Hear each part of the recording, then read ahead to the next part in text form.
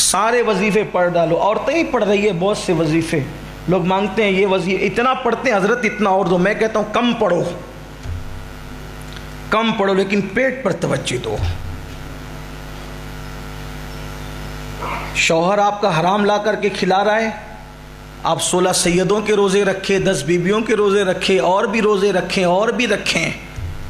دن بھر بھوکے رہیں, شام کو حرام سے افطار کریں, لوگوں کے خون سے افطار کریں. غوث پاک کہتے ہیں کہ جو حرام سے افطار کرتا ہے وہ لوگوں کے خون سے افطار کرتا ہے. لوگوں کو یہ باتیں اچھی نہیں لگتی. اپنا دین بالکل سچا سچا سیدھا سیدھا 2 اور 2 + 4 کی طرح بالکل سیدھی سیدھی بات ہے. اور بہت مشکل نہیں ہے ہمارا دین, یا دین پہ چلنا بھی مشکل نہیں ہے. بہت مرتبے پا سکتے ہو. یقین چاہیے, اللہ رسول کے فرامین پر عمل چاہیے, پھر دیکھو کیسے کرم کی برسات ہوتی ہے. حضور نے کیا پڑھا؟ جو رسول پوری کائنات کے مشکل کشا تھے, جب ان پر مشکل آئی تو انہوں نے کیا پڑھا؟ مولا علی جنہیں ہم مشکل کشا مانتے ہیں, جب ان پر مصیبت اور مشکل آئی تو انہوں نے کیا پڑھا؟ صدیق اکبر جن کے صدقے ہماری مشکلیں ٹلتی ہیں, جب ان پہ مشکلیں آئی تو انہوں نے کیا پڑھا؟ جب حضور مشکل میں آئے بظاہر وہ جنگوں کی مشکلات, تو حضور کی زبان پہ کیا تھا؟ حسبنا اللہ و نعم الوکیل. قرآن میں ہے. اس کو بھی ہمارے بزرگوں نے اسم اعظم کہا. یہ حسبنا اللہ و نعم الوکیل, یہ وہ وظیفہ ہے اگر کوئی عشاء کے بعد 450 بار پڑھنے کا عادی ہو جائے اور وہ اس پر سختی کے ساتھ عمل کرے, وہ جو سوچے گا, ابھی سوچ مکمل نہ ہوگی, اللہ اس کا کام پورا فرما دے گا. شرط کیا ہے؟ عالم ہونا, حافظ ہونا, قاری ہونا, مفتی ہونا, ڈاکٹر ہونا, ٹیچر ہونا, کوئی شرط نہیں. شرط بس اتنی ہے, ایک تو یقین کا ہونا اور دوسرا حرام سے پیٹ کا خالی ہونا. تو خواجہ عثمان ہارونی کے پاس مرید کہتا ہے, وہ بوڑھا کہتا ہے مریدوں کے سامنے, حضور بچہ گم ہو گیا, کچھ کیجئے. آپ نے مریدوں سے فرمایا, پہلے آپ نے آنکھ بند کر کے مراقبہ کیا, پھر سر اٹھایا اور فرمایا ایک بار سورہ فاتحہ 3 بار قل ہو اللہ پڑھو, اس کے بچے کے لیے دعا کرو. ہر ولی کی زندگی میں آپ کو سورہ فاتحہ ملے گی. سورہ فاتحہ یہ وہ سورت ہے کہ اللہ کے رسول فرماتے, ایک دن جبریل امین آ کر کے کہتے ہیں یا رسول اللہ, نہ یہ سورت توریت میں تھی, نہ انجیل میں تھی, نہ زبور میں تھی. اگر یہ سورت توریت میں ہوتی تو موسیٰ علیہ السلام کا کوئی امتی یہودی نہ ہوتا. اگر یہ انجیل میں ہوتی تو عیسیٰ علیہ السلام کا کوئی امت جو ہے وہ اس طریقے سے گمراہی کا شکار نہ ہوتا جیسے وہ گمراہ ہوئے. یہ سورت زبور میں ہوتی تو زبور کے ماننے کا دعویٰ کرنے والوں کے لوگ سور اور بندر کی طرح نہ بنتے. یہ وہ سورت ہے جو اللہ نے صرف آپ کی امت کے لیے رکھا تھا. اس جیسی سورت اللہ نے کسی کو نہیں دی. حضرت مولائے کائنات فرماتے ہیں سورہ فاتحہ اور ماہ رمضان اللہ نے امت محمدیہ کو دے کر اتنا بڑا احسان کیا کہ مجھے یقین ہو گیا یہ امت کبھی ہلاک نہیں ہو سکتی. یعنی پوری امت پر اجتماعی طور پہ کبھی عذاب نہیں آ سکتا. یاد رکھے سورۃ الفاتحہ وہ ہے, سورہ فاتحہ جو پڑھے گا, جس مراد سے پڑھے گا اللہ اس کی اس مراد کو پورا فرمائے گا. جس تمنا کو دل میں لے کر پڑھے گا اللہ اس کی اس تمنا کو پورا فرمائے گا. سورہ فاتحہ وہ ہے کہ اگر ڈاکٹر کہہ دے کہ اس کا علاج نہیں, اس کی بیماری کا علاج نہیں, 41 مرتبہ بسم اللہ کی میم کو الحمد کی لام سے ملا کر آخری میں 3 مرتبہ آمین کہنے کا اہتمام کر کے 41 مرتبہ پڑھتے رہو, مریض پہ دم کرتے رہو, انشاءاللہ اللہ اس کو شفا عطا فرمائے گا. لیکن پھر کہتا ہوں شرط یہی ہے پیٹ حرام سے خالی ہو اور یقین کی دولت حاصل ہو. آج کل تو لوگوں کے یہاں دعوت کھانے میں بھی ڈر لگتا ہے. ہم لوگوں کو پتہ بھی نہیں ہوتا. یہ ذمہ داری تو بلانے والوں پہ ہوتی ہے کہ وہ کھلا کہاں رہے. ہم تو اس نظر کے ساتھ جاتے ہیں کہ ڈر لگتا ہے کیونکہ اللہ کے رسول علیہ السلام نے اس دور کے لیے فرمایا کہ سود اتنا عام ہو جائے گا, اتنا عام ہو جائے گا, اتنا عام ہو جائے گا کہ جو لوگ سود میں ڈوب جائیں گے, لوگ سود میں ڈوب جائیں گے. اور جو بچنا چاہیں گے, جو نہیں بچنا چاہیں گے تو ان کا تو کوئی میٹر ہی نہیں, ختم ہی ہے. لیکن جو بچنا چاہیں گے سود کے گرد و غبار ان تک پہنچ کر رہیں گے. یعنی جو بچنے والے ہوں گے ان تک بھی گرد و غبار پہنچے گا. آج تو گھروں میں بیٹھ کر لوگ رمی کھیل رہے ہیں، کروڑپتی بننے کے چکر میں، ایزی منی کے چکر میں رمی کھیلی جا رہی ہے۔ کون جائے محنت کرنے، کون جائے پسینہ بہانے، کون جائے پسینے کے جسے جسم کو بدبودار بنانے۔ گھر میں بیٹھو، گھر میں بیٹھ کر کے ایزی منی کماؤ، عیش کرو، آرام کرو۔ اسلام یہ نہیں سکھا۔ اور پھر ایڈورٹائز کرنے والے بتا رہے وہ اس کو کار مل گئی رمی کی وجہ سے، اس کو بنگلہ مل گیا۔ کروڑوں کا تم نے ہڑپ کیا اور چند لوگوں کو دیا تو اس کی اشتہار بازی کرتے ہو۔ یہ بھی تو بتاؤ کتنے روڈ پہ آئے، جوا نے کتنوں کو روڈ پہ لایا، کتنے مالداروں کو فقیر بنایا، کتنے دینے والوں کو مانگنے والا بنایا۔ اسلام یوں ہی منع نہیں کرتا۔ ایزی منی کے چکر میں اپنی حلال کمائی کو برباد مت کرو۔ اسلام ایزی منی کی بات نہیں کرتا، اسلام محنت کی بات کرتا ہے، اسلام مشقت کی بات کرتا ہے۔ یاد رکھنا، جو ایزی طور پر آتا ہے وہ ایزی طور پر چلا بھی جاتا ہے، اور جو محنت کی کمائی سے آتا ہے وہ ہمیشہ رہتا ہے۔ اس لیے اپنے جوانوں سے کہتا ہوں، محنت سے کمانا سیکھو۔ ایزی منی کے چکر میں اپنے باپ داداؤں کی حلال میں روزی کو، حلال دولت کو تباہ اور برباد نہ کرو۔ یہ دنیا شہد دکھاتی ہے، زہر پلاتی ہے۔ امام کہتے ہیں شہد دکھائے، زہر پلائے، قاتل ڈائن شوہر کش، اس مردار پہ کیا للچایا۔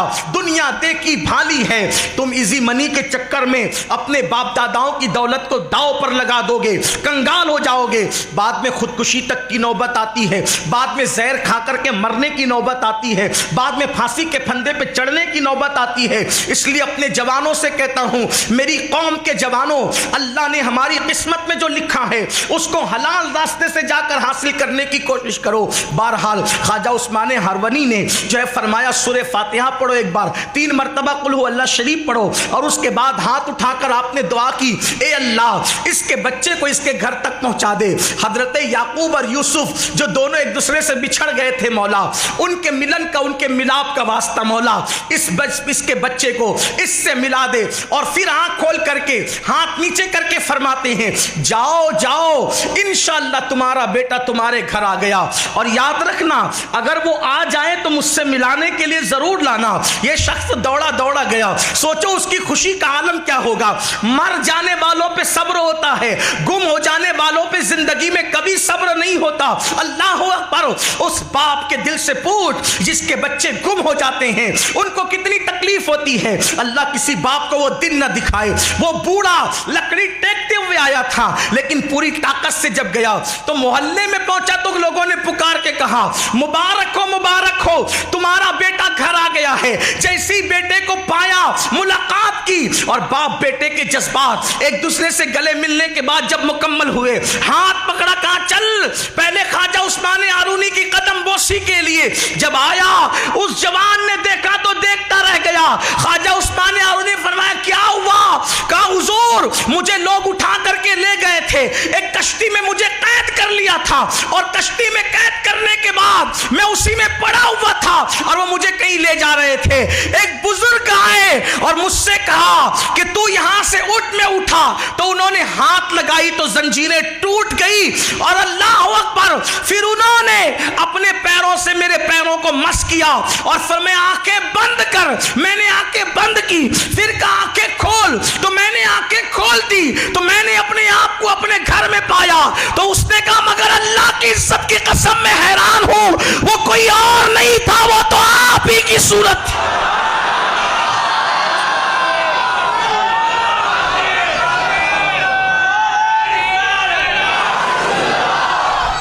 سرکار خواجہ عثمان ہرونی فرماتے چپ رہو چپ رہو چپ رہو، خاموش کیا۔ میرے اور آپ کی طرح ہوتا تو سینہ پھلا کر کے، جیسے کچھ بگڑے ہوئے لوگ کہتے ہیں کہ میری چھاتی بھی 56 کی ہے، تو وہ بھی 56 کی چھاتی بنا کر کے کہتا کہ دیکھا میری کیا کرامت ہے۔ لیکن ولی کرامت چھپایا نہیں کرتے، ولی کرامت کو چھپایا کرتے۔ ولیوں کی پہچان تو یہ بھی ہے نا کہ وہ چھپانے والے نہیں ہوتے، وہ تو کہتے ہیں کہ چھپاؤ، اس لیے کہ جس کو یار کا پتہ ملتا ہے پھر وہ مجمع میں نہیں آتا، وہ تو مجمع سے بھاگتا ہے۔ مجمع کا شوق اس کو ہوتا ہے جس کو یار نہیں ملتا۔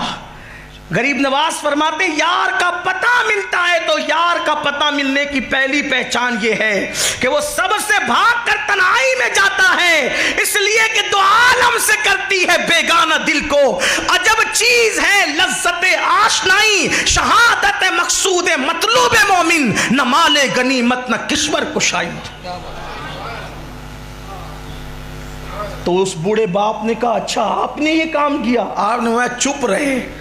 تو پھر اس نے کہا کہ آج بھی ایسے اللہ والے موجود ہیں دنیا میں جو اتنے بڑے ہو کر اپنے آپ کو چھپاتے، انہی کو خواجہ عثمان ہارونی کہتے ہیں۔ اپنی گفتگو سمیٹتے ہوئے سرکار غریب نواز فرماتے ہیں میرے پیر و مرشد سرکار عثمان ہارونی ہمیشہ یاد الہی میں مصروف رہتے تھے۔ پھر وہ مریدوں کے پاس جب مرید جمع ہو جاتے آتے اور آ کر کے کچھ دیر نصیحت کرتے۔ اچھا یہ اللہ والے تقریریں ایسے ہم جو لوگ جو لمبی چوڑی کرتے ہیں ایسے نہیں کرتے، وہ بس آ کر بیٹھتے مریدوں میں، چند منٹ بولتے اور وہ چند منٹ ہی لوگوں کے دلوں میں انقلاب پیدا کر دیتے۔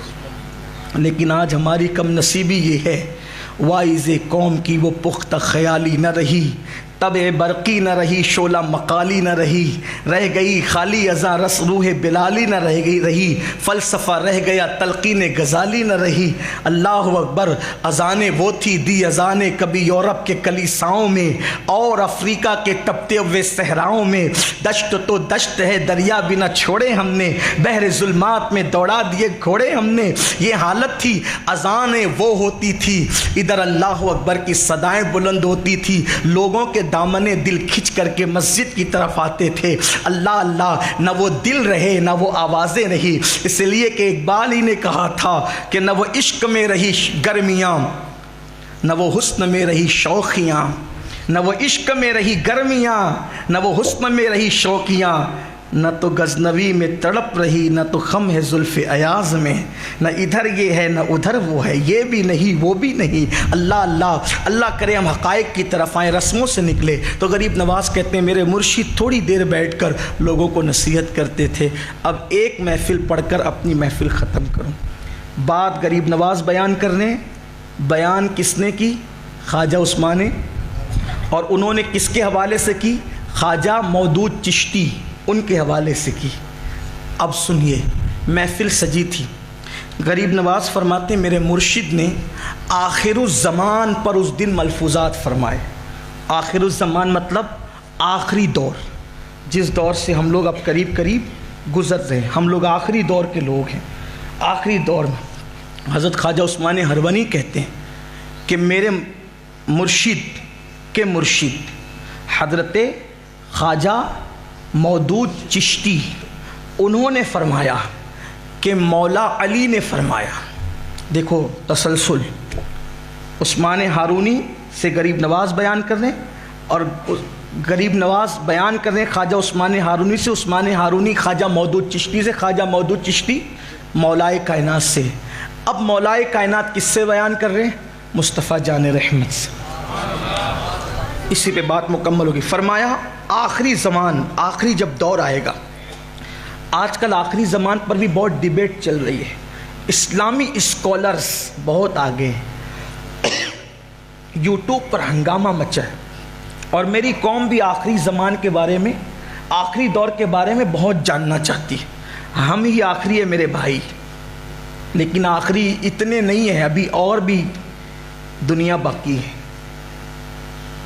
تو فرمایا مولائے کائنات کے حوالے سے خواجہ مودود چشتی نے اور سرکار عثمان ہارونی کہتے ہیں اور غریب نواز اس کو بیان کرتے ہیں کہ جب آخری دور آئے گا تو گناہ اتنے کثرت سے ہوں گے کہ بستیاں تباہ ہوگی، بستیاں ویران ہوگی۔ اب بستیاں جو ویران ہوگی کیسے ہوگی اس کا تذکرہ نہیں کیا، بہت پردے نہیں اٹھائے، لیکن آج کا ماحول دیکھ کر کے لگتا ہے ویران کیسے ہوگی؟ فسادات ہوں گے۔ ویران کیسے ہوگی؟ بم برسیں گے۔ ویران کیسے ہوگی؟ میزائل برسیں گے۔ ویران کیسے ہوگی؟ سرخ آندھیاں اٹھے گی۔ سرخ آندھیوں کا مطلب کیا؟ یعنی کہ جب بموں کے دھماکے اور میزائل کے زور سے جب لوگوں کو مارا جائے گا تو لوگوں کے خون اور خاک مل کر، خاک و خون مل کر جب ہوا اڑے گی تو आंधियाँ सुर्ख होगी। एक उसकी तौज़ी और तशरीह ये भी की गई है।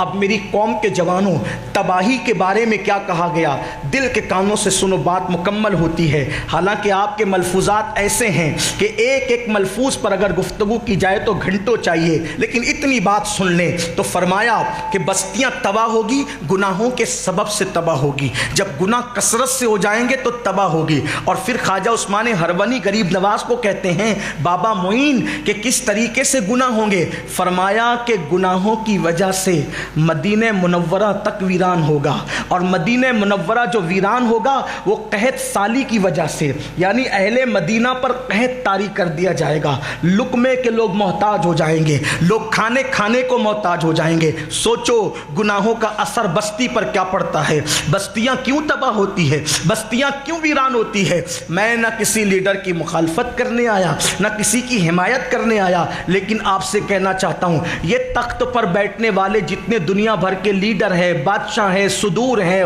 वज़रा हैं, ये सिर्फ कठपुतली है। होता वही है जो मेरा अल्लाह चाहता है। खुदा की मर्जी जो होती है दुनिया में वही होता है, और दुनिया में वो क्यों होता है, हमारे आमाल के सबब। हम बनते हैं तो हालात बनते हैं, हम बिगड़ते हैं तो हालात बिगड़ते हैं। गरीब नवाज के मुर्शिद फरमाते हैं जब गुनाह आम हो जाएंगे, गुनाहों की कसरत होगी तो मदीने मुनव्वरा में कहत तारी हो जाएगा।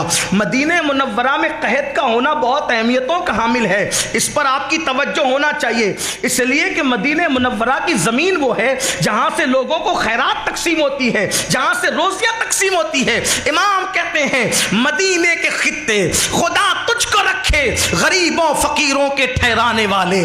कोई फ़कीर मदीने में जाकर कभी भूखा नहीं मर सकता। खुदा ने जिनको मदीने मुनव्वरा दिखाया है वो जानते हैं कि मदीने मुनव्वरा में कभी भूख नहीं होती। अल्लाह अकबर, वहाँ लोगों को रोज़ी मिलती रहती है। बल्कि वल्लाह तल्ला बिल्लाह हमने तो यहाँ तक देखा है, अगर ये सोचा कि ये डिश मिल जाए तो थोड़ी देर के बाद कोई ला करके पेश करता नजर आ रहा है। अल्लाह अकबर, ये हाल है। आज गुनहगारों की सोच पर इतना इनाम है तो अल्लाह वालों को कितना नसीब होता होगा। अल्लाह अकबर। तो मेरे आका सल्लल्लाहु अलैहि वसल्लम के दीवानों, मदीने तैयबा कहत साली की वजह से वीरान होगा। और कितना वीरान होगा, कितना वीरान होगा। अल्लामा मोहम्मद इब्न अब्दुल रसूल बरजंजी लिखते हैं कि मदीने मुनव्वरा में मस्जिद नबवी की वीरानी ये होगी कि वहाँ के मकानात खंडरात में तब्दील हो जाएंगे और उसमें दरिंदे घूमेंगे, दरिंदे, जंगल के वहशी जानवर घूमेंगे। एक काफिला जब उधर से गुजरेगा तो वो बातें करेंगे कभी यहाँ बस्ती थी या नहीं थी। ये गुनाहों की वजह से वो शहर जहाँ फरिश्ते भी अदब के साथ आते। जब मैंने पहली बार ये हदीस पढ़ी थी तो मैंने अल्लाह से दुआ की थी, मौला मेरी ज़िंदगी में कभी वो दिन न दिखाना कि हम अपने महबूब के शहर को वीरान होते देखें। अरे जब लॉकडाउन के अंदर हमने मस्जिद नबवी के दरवाज़ों को बंद होते देखा तो दिल कहता था कि आज से पहले मौत क्यों ना गई। हमने ये बदतरीन दिन कैसे देख लिया कि हुजूर के हरम पाक में लोगों का दाखिला ममनू हो गया, ऐसी बीमारियां आ गई। अल्लाह वो दिन हमें कभी ना दिखाए, लेकिन गुनाह की वजह से एक दिन तो वो आएगा, गुनाहों की कसरत की वजह से एक दिन तो आएगा। अब सोचो जब मदीने मुनव्वरा की ये कैफियत होगी तो मेरे और आपके शहर का क्या हाल होगा। फिर हज़रत गरीब नवाज के मुर्शिद कहते हैं रोम हलाक होगा, यमन हलाक होगा, हिंद और सिंध हलाक होंगे। अब एक बात खास ख्वाजा उस्मानी हरवनी ने जो कहा, फरमाया सबसे ज़्यादा पूरी दुनिया में कहीं तबाही होगी तो वो हिंदुस्तान में होगी। ये 900 साल पहले की बात है।